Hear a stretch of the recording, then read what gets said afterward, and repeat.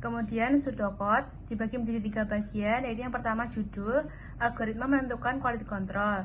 Yang kedua deklarasi sebagian berikut.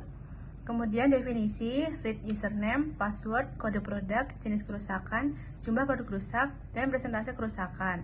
Kemudian memilih kode produk akan memunculkan nama produk dan jumlah produk. Kemudian memilih jenis kerusakan dan persentase kerusakan akan memunculkan penanganan yang akan dilakukan.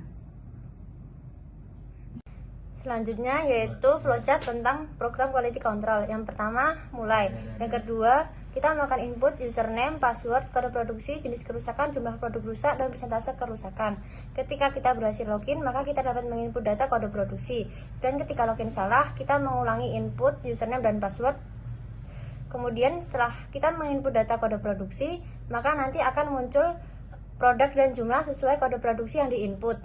Selanjutnya yaitu kita menginput jenis kerusakan. Yang pertama itu kerusakan warna luntur. Dan ketika ya yaitu persentase kerusakan 20%, maka output keputusan diperbaiki, jika tidak output keputusan hancurkan. Yang kedua yaitu kerusakan robek. Kerusakan robek yaitu persentase kerusakan kurang dari 5%, yaitu output keputusannya perbaiki, dan jika tidak maka dihancurkan. Yang ketiga yaitu kerusakan jahitan tidak sempurna. Ketika persentase kurang dari 15%, maka keputusannya diperbaiki, dan jika tidak keputusannya dihancurkan. Yang terakhir yaitu kerusakan terdapat noda. Ketika persentase kurang dari 10%, maka keputusan diperbaiki, dan jika tidak keputusan dihancurkan. Yang terakhir yaitu selesai. Selanjutnya saya akan menjelaskan running program.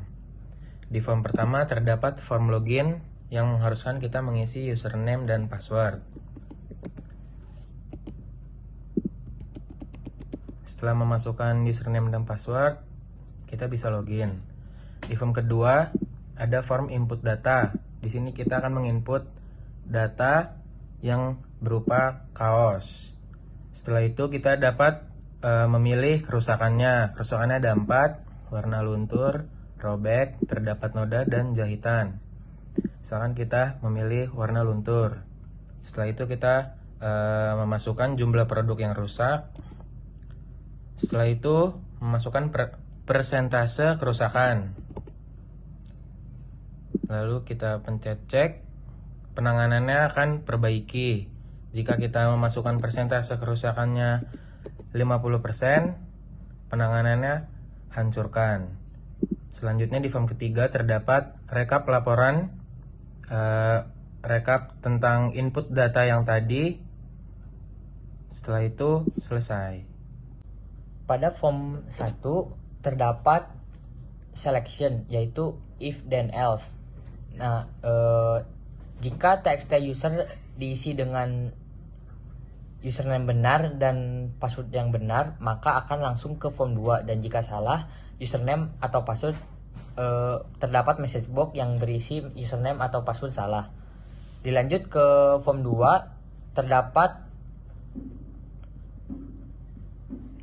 selection kembali, yaitu pada CB kode, yaitu contoh jenisnya yaitu select case. Nah, jika CB kode diisi dengan KS22100 akan keluar kaos dengan jumlah 1000, dan jika memilih KJ22700 akan keluar kemeja sebanyak 700. Selanjutnya juga ada looping, yaitu pada BTN lanjut. Looping ini digunakan agar hanya dapat menginput sekali, yaitu untuk mengisi list box yang terdapat pada form ketiga.